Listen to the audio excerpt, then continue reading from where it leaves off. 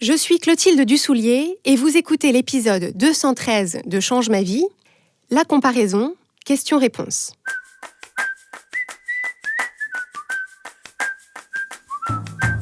Bienvenue sur Change ma vie, outils pour l'esprit. Je suis Clotilde Dussoulier, je suis entrepreneur et master coach certifié et sur ce podcast, je vous livre chaque semaine des outils précis et concrets pour comprendre les mécanismes de votre cerveau et de vos émotions et construire exactement la vie à laquelle vous aspirez. Je suis ravie de vous retrouver cette semaine avec un nouvel épisode de questions-réponses sur la comparaison, ce phénomène qui nous concerne tous à des degrés divers, mais qui peut réellement nous empêcher de vivre notre propre vie, de profiter de ce qui est juste devant nous et d'aller au-devant de tout ce qu'on veut créer. Ce sujet de la comparaison, qui peut être tellement pénible et parfois même douloureux, on l'a évoqué dans l'épisode 159 de Change ma vie qui s'appelle justement la comparaison. Si vous êtes membre de notre programme de coaching Change ma vie mode d'emploi, vous trouverez dans les bonus du programme une ressource précieuse qui s'appelle SOS comparaison et qui vous aide immédiatement à y voir plus clair quand ce mécanisme s'enclenche pour en retirer les enseignements utiles pour vous et vous en défaire pour mieux avancer. Et pour cet épisode de questions-réponses, nous avons sollicité les auditeurs et les auditrices de Change ma vie pour recueillir les questions que vous vous posez au sujet de la comparaison ou alors les difficultés que vous rencontrez le plus avec ce phénomène.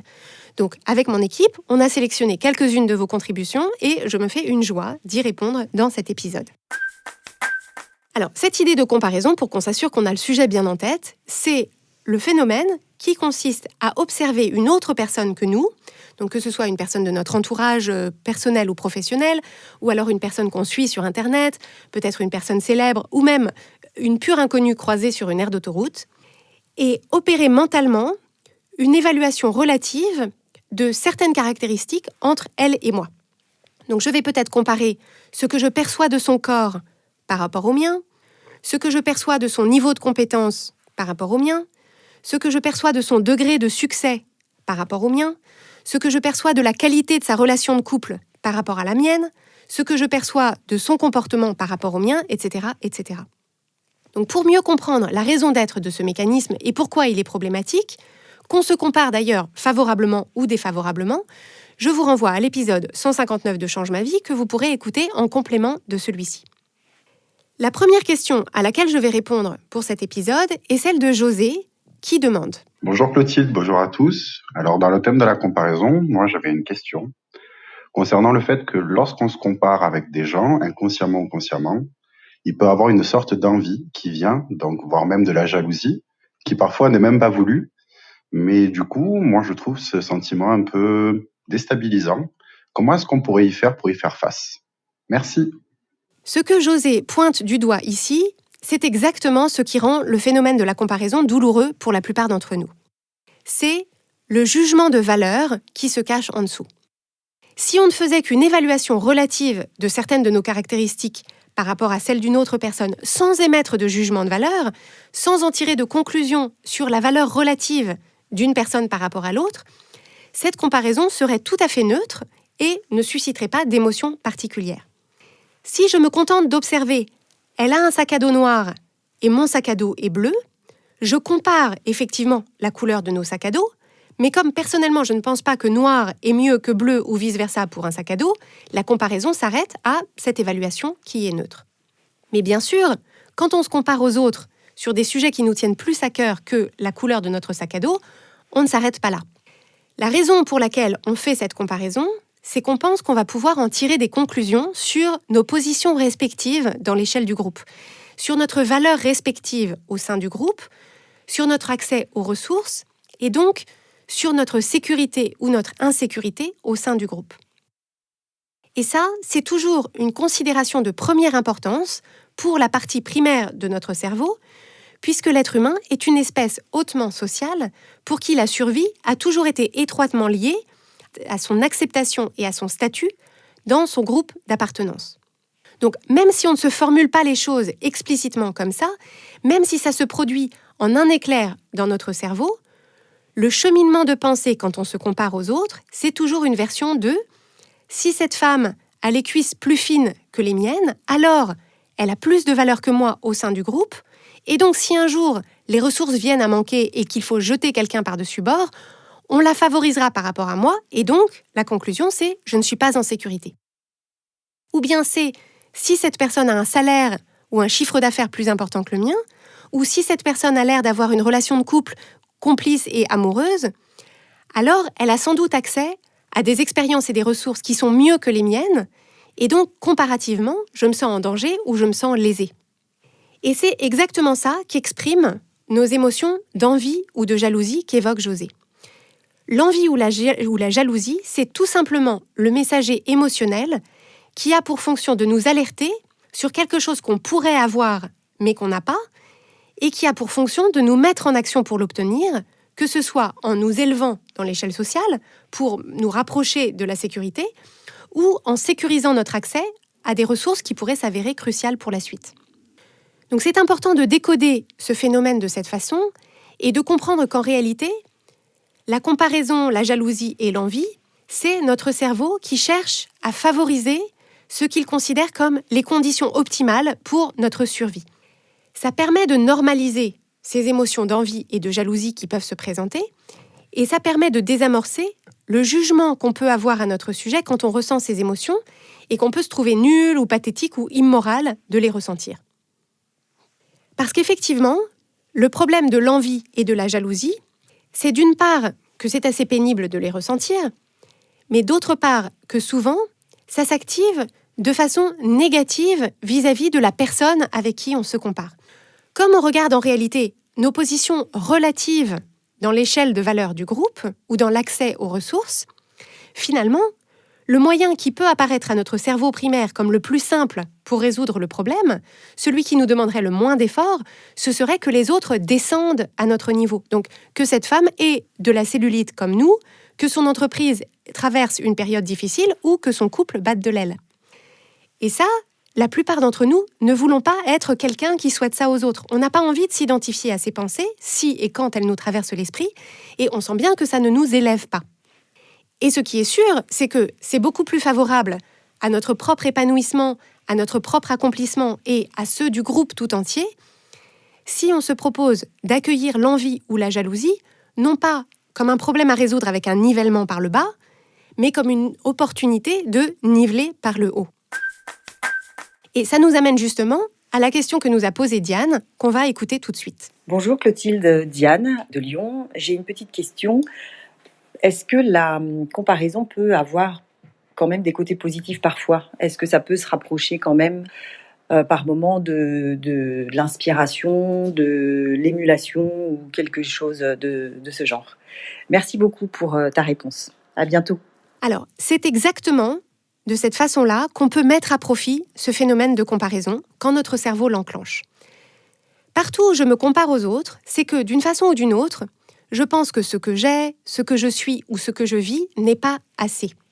Et donc, au lieu d'essayer de faire taire le messager, au lieu d'éviter soigneusement d'interagir avec la personne avec qui on se compare, au lieu d'essayer de se rassurer en se disant que cette personne a bien d'autres problèmes et qu'une cuisse fine ne fait pas le bonheur, il est beaucoup plus intéressant pour nous d'examiner avec curiosité les sujets sur lesquels on se compare et d'évaluer qu'est-ce qu'on se raconte sur nous, sur nos qualités, sur nos capacités. Qu'est-ce qu'on se raconte sur ce qui nous fait envie et qu'on pense ne pas avoir. Qu'est-ce qu'on se raconte sur nos possibilités d'avoir accès à ces ressources ou à ces expériences qui nous font envie. C'est ça le cadeau de la comparaison. Comme je viens de le souligner, partout où je me compare, c'est que je pense que ce que j'ai, ce que je suis ou ce que je vis n'est pas assez. Et ma mission, c'est d'identifier en quoi je pense que ce n'est pas assez, qu'est-ce qu'il me faudrait pour que je trouve que c'est assez, et qu'est-ce que ça changerait, mais aussi qu'est-ce que ça ne changerait pas, et comment est-ce que je peux me proposer de faire évoluer ma situation ou de l'investir différemment pour me permettre de vivre ce que j'ai envie de vivre dans ma vie, à ma façon et en fonction de là où moi j'en suis. En un mot, c'est comme si la comparaison était une lettre qu'on recevait, et l'idée, c'est de jeter l'enveloppe qui est l'enveloppe du jugement de valeur pour ne conserver que le message qui est à l'intérieur, ce message qui dit « tu n'es pas aligné avec qui tu es, ce que tu as et ce que tu vis aujourd'hui ». Et donc, tout ce qu'il te reste à faire, c'est de clarifier ce que tu veux et décider de la façon dont tu vas te proposer de le créer ou de l'obtenir. Et c'est en ça que le mécanisme de la comparaison sert à nourrir et à développer votre vision. Partout où vous vous comparez, c'est l'opportunité d'enrichir votre vision, c'est-à-dire ce que vous voulez pour vous dans tel ou tel domaine de votre vie. Et donc, la question, c'est comment est-ce que vous voulez vous sentir dans votre corps et avec vous-même ? À quelle qualité de vie, à quelle qualité d'expérience, à quelle qualité de relation est-ce que vous aspirez dans votre quotidien ? Et qu'est-ce qui vous manque aujourd'hui pour le créer ? Et le bénéfice, quand on passe le palier de l'envie et de la jalousie, c'est qu'on arrive au niveau de l'inspiration et de l'émulation. Et alors, toutes les personnes à qui on se compare ont le potentiel de nous servir d'expanders, comme on l'a évoqué dans l'épisode 79 de Change ma vie, que je vous recommande, qui s'appelle Les Expanders. La question suivante est celle de Sonia, qui nous dit « Bonjour, voilà ma question.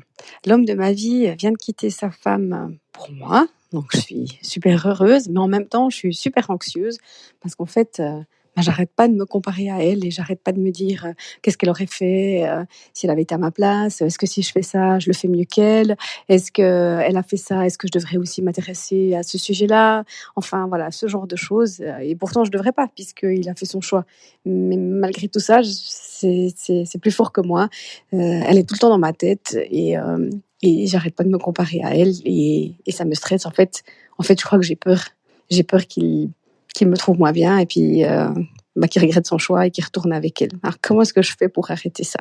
Merci beaucoup. Dans la situation qu'évoque Sonia, et que rencontrent d'ailleurs beaucoup de personnes qui se comparent à l'ex de leur conjoint ou de leur conjointe, l'enjeu, c'est d'abord de comprendre pourquoi le cerveau de Sonia fait ça. Le cerveau de Sonia a identifié un risque, celui que l'homme de sa vie change d'avis sur Sonia et mette fin à la relation. Et le cerveau de Sonia identifie ça comme un danger potentiel parce qu'il anticipe que si ça se produisait, alors ce que Sonia en penserait lui causerait toutes sortes d'émotions pénibles et douloureuses. Et comme le cerveau de Sonia est chargé de la protéger de ce qu'il perçoit comme un danger, la stratégie qu'il a imaginée, c'est d'essayer d'être au moins aussi bien que l'ex en question.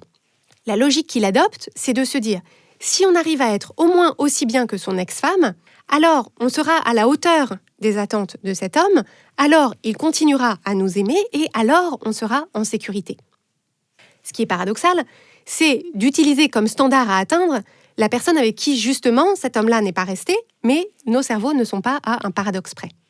Donc on voit que ce mécanisme de comparaison est à 100% dans le but de protéger Sonia d'un risque, le risque de ressentir des émotions pénibles, voire douloureuses, si cet homme mettait fin à la relation. Et c'est pour ça d'ailleurs que Sonia décrit ça comme quelque chose qui est plus fort qu'elle, c'est parce que c'est effectivement un mécanisme qui est dirigé par la peur et qui s'active dans la partie primaire de son cerveau sans qu'elle ait un contrôle conscient dessus. Ce qui permet de désamorcer ce mécanisme, c'est d'évaluer l'efficacité réelle de cette stratégie. Quand Sonia se pose ces questions, quand elle s'inquiète de ce que ferait cette autre femme à sa place, quand elle questionne ses propres sujets d'intérêt pour les remplacer par ceux de quelqu'un d'autre, quand elle doute de ses capacités ou de ses qualités en comparaison avec celles d'une autre personne, quand elle se sent stressée, incertaine, pleine de doutes sur sa propre valeur, comment est-ce que Sonia aborde cette relation ? Comment est-ce qu'elle interagit avec cet homme ? Qu'est-ce qu'elle s'autorise à faire, à dire, à montrer ? Et qu'est-ce qu'elle cache, corrige ou transforme au contraire ?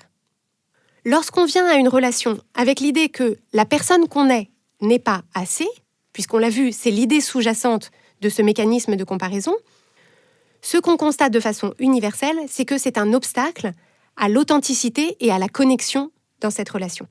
Et ça, cet obstacle à l'authenticité et à la connexion, ce déficit d'authenticité et de connexion, c'est un danger bien plus grand, c'est un risque bien plus important qui pèse sur la qualité et la longévité de la relation entre Sonia et cet homme.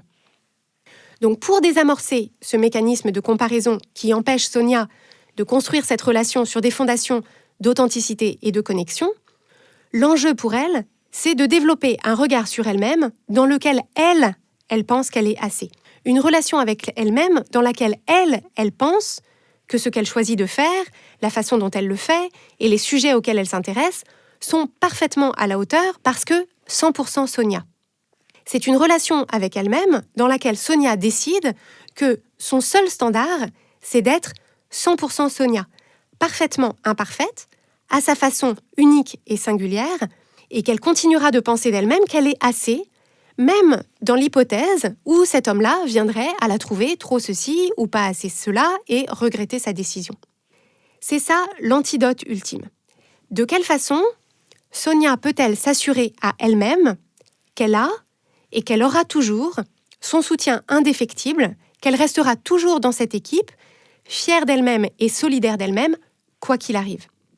C'est cette assurance intérieure qui, pour la plupart d'entre nous, a besoin d'être construite et qui permet ensuite de s'affranchir durablement de la comparaison avec les autres. Et pour finir, écoutons la question de Gabrielle. Bonjour Clotilde, sur la comparaison, je voulais te demander, est-ce qu'il faut bannir de notre vocabulaire les mots comme le fait telle personne, etc., notamment quand on s'adresse à nos enfants. En général, on dit, tu vois, Thibaut a bien rangé sa chambre, tu peux faire comme lui, ou tu vois, Salomé est content d'aller à l'école. Donc, est-ce que ça, c'est vraiment mauvais pour nos enfants? Parce que je me rends compte aujourd'hui que moi, en tant qu'adulte, je ne me construis qu'en me comparant aux autres. Et j'imagine que c'est très important pour la construction des futurs adultes que sont nos enfants et qui vont devenir des futurs adultes, qu'on essaye de moins comparer quand on s'adresse à eux.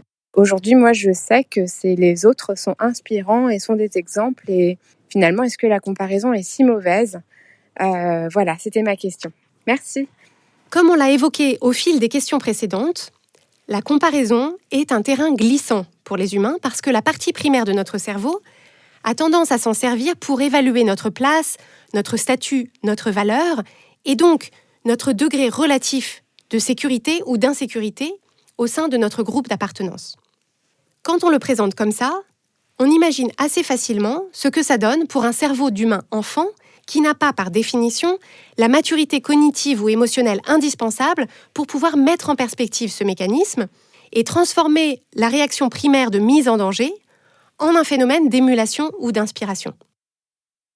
Quand on le compare à un autre enfant, que ce soit au sein d'une fratrie, d'une classe ou d'un groupe quel qu'il soit, tout ce que le cerveau d'enfant entend, c'est « cet autre enfant fait mieux que moi et mieux, répond mieux aux attentes. Autrement dit, cet autre enfant a plus de valeur que moi et donc ma part des ressources d'attention, d'amour, de soins, ressources matérielles, ma part des ressources est potentiellement en danger.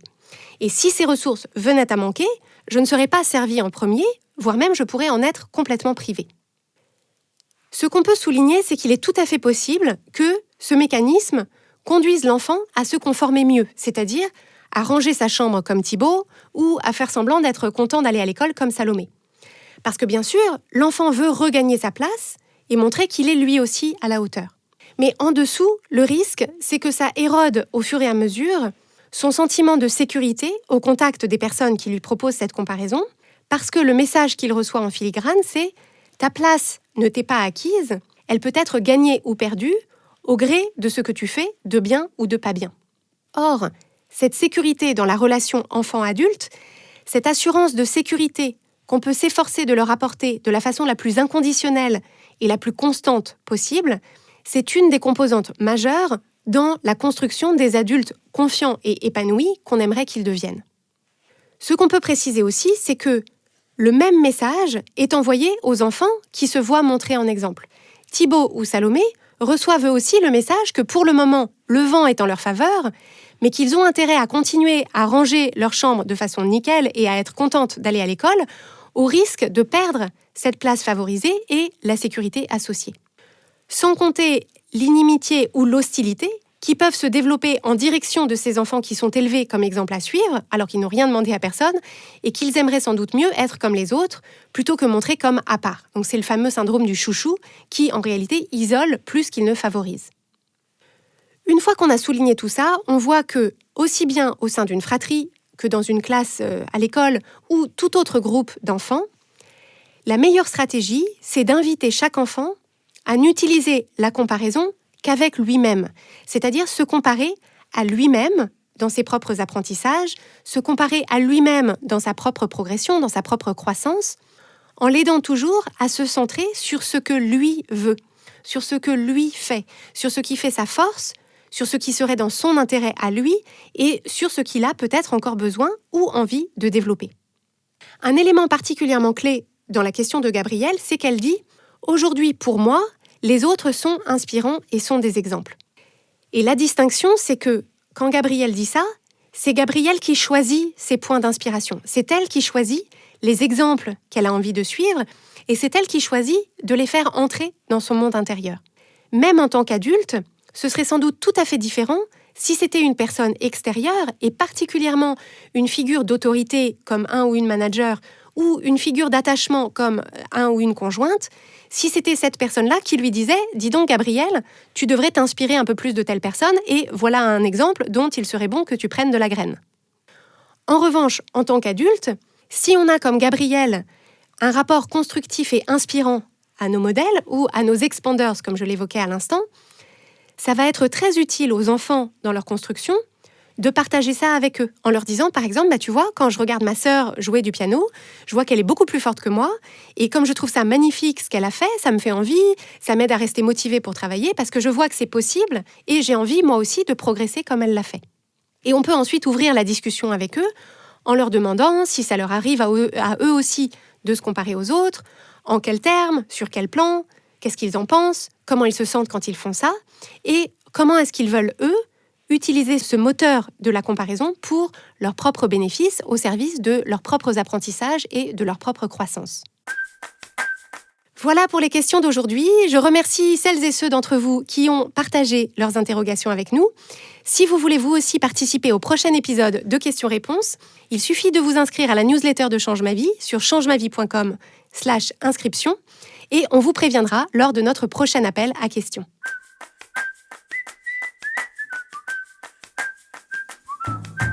Si vous aimez Change Ma Vie, vous allez adorer Change Ma Vie mode d'emploi. Change Ma Vie mode d'emploi, c'est le programme de coaching qui va vous donner des ailes pour atteindre tous vos objectifs de vie. Grâce à notre méthodologie unique, nous allons vous guider pas à pas pour développer la vision riche et vivante de ce que vous voulez. Nous allons vous aider à trouver la clarté sur la façon la plus simple et la plus directe de l'obtenir et nous allons vous apprendre à soutenir votre élan tout du long en surmontant les obstacles avec confiance pour vous sentir avancer tous les jours vers la vie à laquelle vous aspirez. Si vous écoutez Change Ma Vie, c'est que vous savez que vous avez une vie extraordinaire à vivre. Une vie qui a du sens et un impact, et c'est notre mission et notre passion de vous y aider. Je vous donne donc rendez-vous dès aujourd'hui sur changemavie.com/coaching pour avoir toutes les informations.